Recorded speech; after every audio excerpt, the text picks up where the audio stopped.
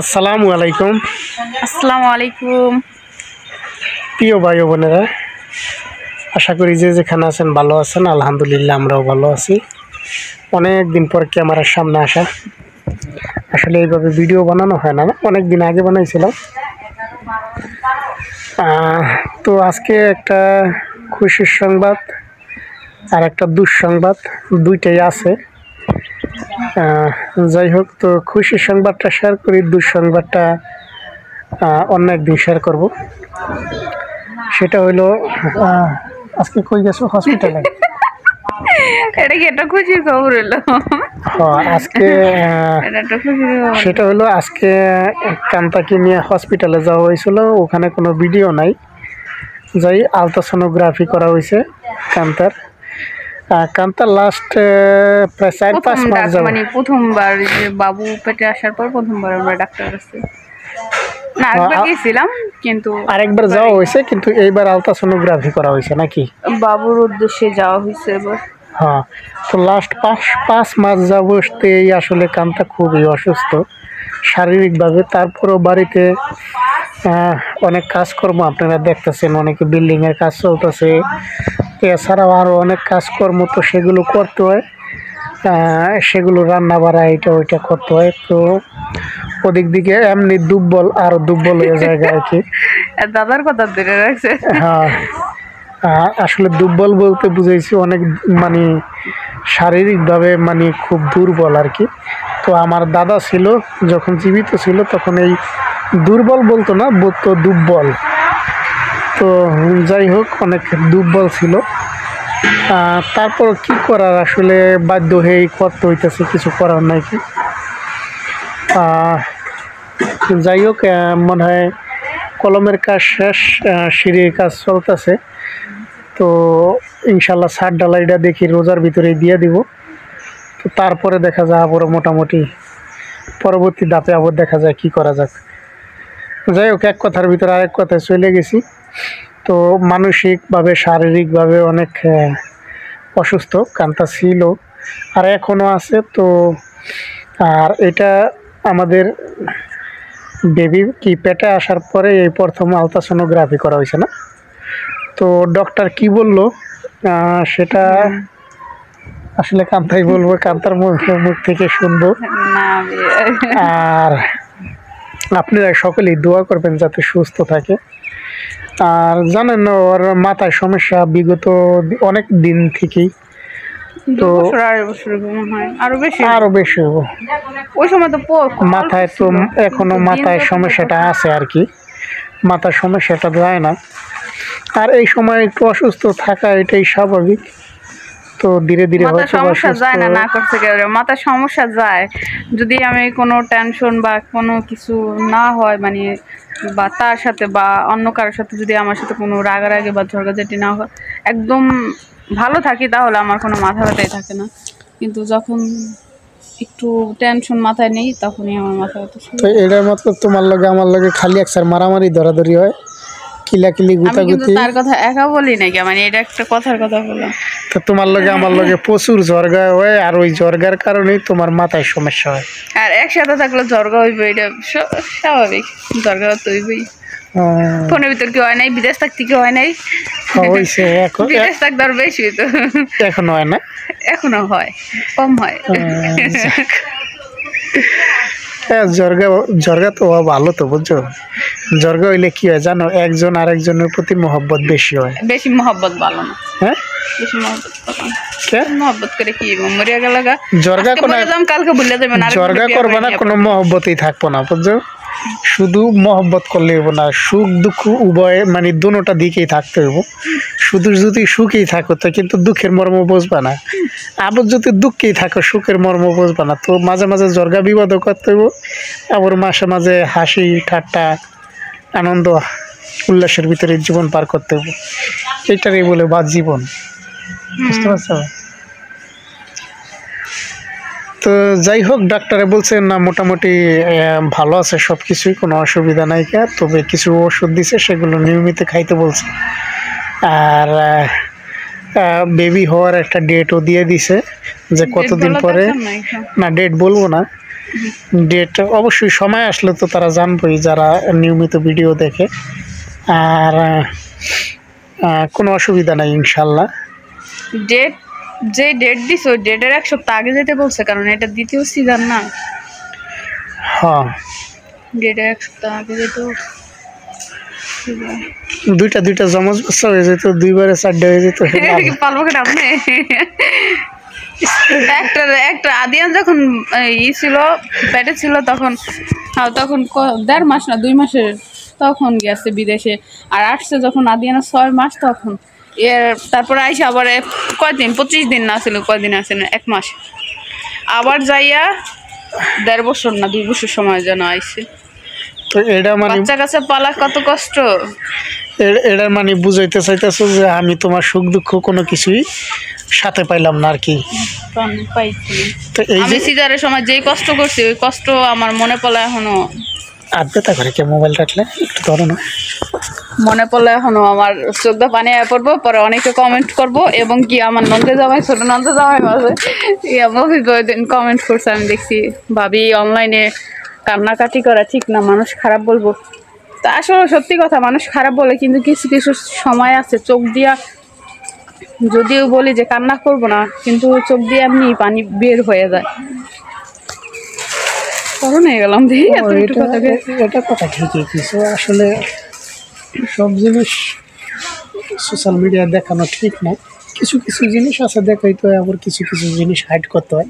ফ্যামিলিগত কিছু বিষয় আছে এগুলো আমরা তো ফ্যামিলি বিষয়ে কিছু তুলে ধরি, কোনো কিছুই আমাদের ভিতরে যা হয় আমরা কোনো সময় কিছু তুলে ধরি না, খুব কম ধরা হয়, খুব কম। আর যেটু ধরা হয় ওটু ওই হাসি ঠাট্টার ভিতর দিয়ে আর কি বলা হয়। আর অনেকে আছে না মানে এই সেই বাড়িতে কি হইলো, কে কি কইলো না কইলো, মানে এই যে একটা ঝরকা বিবাদ, দোষ গুণ মানে গসিবিং এগুলোই মানে করে অনেকে আছে। আর তাদের ভিডিওগুলো খুব চলে। আর ভালো মানুষ কিন্তু ভালোদেরই দেখতে চায় না, এটা একদম বাস্তব। হ্যাঁ, কারণ দেখেন আজকে আমি বলি যে আমার নন্দের সাথে ঝরকা লাগছে বা আমার শাশুড়ির সাথে ঝরকা লাগছে, তাহলে দেখবেন একবার 15,000 20,000 বা এমন আছে আরো বেশি ভিউ হয়ে যেতে পারে। হ্যাঁ এটা ঠিক বলছি, কিন্তু ওইটা তো আমরা বলি না। ভালো জিনিস একটু কমই দেখে, সত্যি এটা সত্যি। ওই মানে কার দোষ কে গাইলো, কার গুণ কে গাইলো, ওই সব জিনিসগুলো আবার একটু দেখে বেশি মানুষ। তো যাই হোক, আমরা যতটুকু পারি আমরা আসলে ওইসবের দিকে না যাই, যতটুকু শালীনতা বজায় রেখে আসলে ভিডিও করা যায় সেটুকুই করার চেষ্টা করবো ইনশাল্লাহ।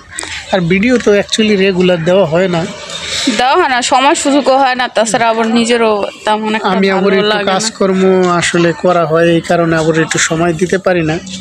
আর আমি বলছিলাম কান্তারে যে আর ভিডিওর দরকার নাই, তারপরে কান্তা এই কথা তো বলছি আমি ভিডিও দরকার হ্যাঁ মা ভিডিওর দরকার নাই। দেখেন একটা জিনিস কি, আমি এত কষ্ট করে এত দূর আসছি, তাও আর মানুষের কথার কারণে আমার এই কথাটা বলছিল। আমি এত কষ্ট করে এত দূর আসছি, এত মানুষের কথা শুনছি, আমি চাইতেছি না যে এখন আমি ছাইড়া দেবো, কিন্তু চিন্তা ভাবনা আছে 2026-এর আগে আমি চ্যানেলটা ছাইড়া দিব, দেখা যাক তারপরও। আর সবাই কি বলবো, মানুষ ভিডিও ছাড়লেই কমেন্ট করে, বেশিরভাগই ভালো কমেন্ট আসে, তারপরে 2-1টা খারাপ কমেন্ট আসে। তাদের জন্য আমার কোনো কথা বলার নাই, শুধু বলবো যে মানুষের গীবত আর মানুষকে নিয়ে না পড়ে থাকেন, নিজে কাজকর্ম করেন, নিজের দিকে খেয়াল রাখেন, ভালো হইব। মানুষের কে কি বললো বা মানুষ আপনারা কতটুকু দেখেন ভিডিওর মাধ্যমে, হয়তো 10-12 মিনিট 15 মিনিট 20 মিনিটের বেশি দেখেন না। এতে দেখে আপনারা ভালো মন্দ একদম যাচাই বাছাই করে বলেন। আর মানুষ কিন্তু মিথ্যা কথা, যেটা মানুষ গুছায় কথা, কিন্তু অনেক মানুষ আছে মিথ্যা কথা বইলা গুছায় এমনভাবে কথা বলে যে ওইটাই সত্যি। আর আমি অত গুছায় কথা বলতে পারি না, সত্যি না, আমি অত কথা গুছায় বলতে পারি না, এই জন্য হলো আমি খারাপ। আমি ভিডিওতে না, বাস্তবে আমি অত কথা গুছায় বলতে পারি না। রাগ করতে পারি অনেক, রাগ তো সবাই করে, রাগ অনেক করতে পারি, কিন্তু আমি গুছিয়ে কথা বলতে পারি না। রাগ না পারে কেন, আপনি পারেন না রাগ করতে? হ্যাঁ পারি। তাহলে রাগ সবাই পারে, একটু বাচ্চা আমার আদিয়ান তাও অনেক রাগ করতে পারে। আচ্ছা রাগ সবাই করতে পারে। আর ইউটিউবিংটা হয়তো ছাড়ে দিলে অনেকে খুশি হবে, কিন্তু আমি তাদের খুশি করতে চাইতেছি না এই মুহূর্তে। আর মানুষ একটু হইলে অনেক অনেক বাড়াইয়া বলে আমার এই গ্রামে কি আর আমার বাবার বাড়ির গ্রামে কি আমার এইসব জিনিস একটু বেশি নিয়ে পড়ে থাকে, যে রিতার কখন কি হইলো বা রিতার কোনো খোঁজ খবর আছে কিনা, এইসব জিনিসটা আমার মনে হয় বেশি নিয়ে পড়ে থাকে। তাদের কাজে হলো কাজকর্ম রাখা হলো আমার এই ভিডিও দেখা আর এইসব নিয়ে পড়ে থাকা, আর হলো গ্রামে এটা হলো ছড়ানো, তাদের একটা কাজ হয়ে গেছে এটা। আমি হলো তারা হলো ওই ভিডিও দেখবো, দেখে দেখে গ্রামে ছড়াইবো, আর ওই ভিডিও দেখার মাধ্যমে হলো আমি টাকা ইনকাম করবো, আমার বেশি বেশি ডলার আসবো। তাদের তাতে তোমার লাভ বেশি হয়ে যাবে। তারা তো এটা বুঝতেছে না, এটা যদি বুঝতো তাহলে তার ভিডিও দেখতো না। মানে যারা এই যে আছে ভালো ভালো মানুষ আছে গ্রামে, আছে না অনেক মানুষ, মানুষের ভালো সহ্য করতে পারে না, এই যে ভিডিও করে এটাই মানুষ সহ্য করতে পারে না। এইটা আমি এক ভদ্রলোকের কথা বলি, আমাদের গ্রামে আসলে গ্রাম অঞ্চলে এই সোশ্যাল মিডিয়ায় কাজ করাটা অনেকে সুচোখে দেখে না আর কি, কুচোখে বেশি দেখে। তো ওই একজনরা আমি জিজ্ঞাসা করলাম, সে বললো যে ভিডিও দেন না? আমি বললাম যে হ্যাঁ দেওয়া হয়, খুব কম, আমি ভিডিও দিই না, তবে কান্তার চ্যানেল থেকে দেওয়া হয়। পরে বলতেছে যে আমরা যতই যা করি বলি, আসলে অনেকে সহ্য করতে পারে না, যে এই যে টাকা আসে এটা সহ্য করতে পারে না। মানে এর মানে ওই লোক সে বুঝাইলো যে মানে কারো ভালো কেউই পছন্দ করে না আর কি, এই যাতে মনে করেন ভালো একটা হইলেও আমরা উল্টা পুল্টা করে যেন তার জিনিসটা বন্ধ করে দিই, মানে তার একটা রাস্তা বন্ধ হয়ে যাক, এইটা বেশিরভাগ মানুষই চায়, এই লোক বিষয়টা। তো আমরা ওইটা না করি, আসলে ভালো জিনিস হলে তার উৎসাহ দিই যেন আরও ভালো কিছু করে, আর যদি মন্দ জিনিস হয় ওইটা অবশ্যই তারে অনুরোধ করা হইব, নাহলে বোঝানো হবো যে না এই দিকটা যায় না, এই দিকটা খারাপ। তো এটাই মনে হয় সবচেয়ে ভালো। তবে কারো পিছে কারো পড়ে থাকাটা এটা মনে হয় স্বাচ্ছন্দ্যবোধ না। আর কি যেন বলতে চাইছিলাম, বললাই গেছি কে। যাই হোক, যেটা এত ঝড় তুফান এত কিছু গেছে, তখনই আমার চ্যানেল বন্ধ হয় নাই, বন্ধ করতে পারে নাই কেউ, সে ঠিক ছিল বিদায়। আর এখন তো বন্ধ করার কোনো প্রশ্নই আসে না, আমার যখন মন চাইবো তখন আমি বন্ধ করে দিব, আর যতদিন ইচ্ছা হইব ততদিন আমি চ্যানেল কাজ করতেই থাকবো। আচ্ছা আচ্ছা, চলো, যাই হোক, লম্বা না করি ভিডিওটা, প্রায় 12-13 মিনিট হয়ে গেছে সম্ভবত। যাক, সকলেই ভালো থাকবেন, কান্তার জন্য দোয়া করবেন, সুস্থ কান্তা জানো তাড়াতাড়ি মরে যায়, বাঁচতে চাই না, ভালো থাকে, বাঁচতে আর চাই না। আদিয়ানের জন্য দোয়া করবেন, আর আমার জন্য দরকার নাই করেন, এর জন্য একটু বেশি বেশি দোয়া করেন। আর আমি মরে গেলাম থেকে যেন রক্ষা পাই।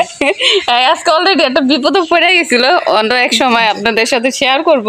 যেটা বলতেছিলাম যে দুঃখের সুসংবাদ দিব না, দুঃসংবাদ দিব, যাই হোক ওইটা আরেকদিন শেয়ার করবো, ওদিকে না যাই। তো যাই হোক, এটা নিয়ে আমরা আজকে অনেক হাসাহাসি করছি, কালকে বিকাল থেকে আমরা কথা বলতেছিলাম কিন্তু শোনে নাই, সব শেষে বিপদে পড়ে গিয়েছিল, একটু জন্য বাইসে গেছে। তো যাই হোক, সবাই ভালো থাকেন, সুস্থ থাকেন, আল্লাহ হাফেজ। আল্লাহ হাফেজ।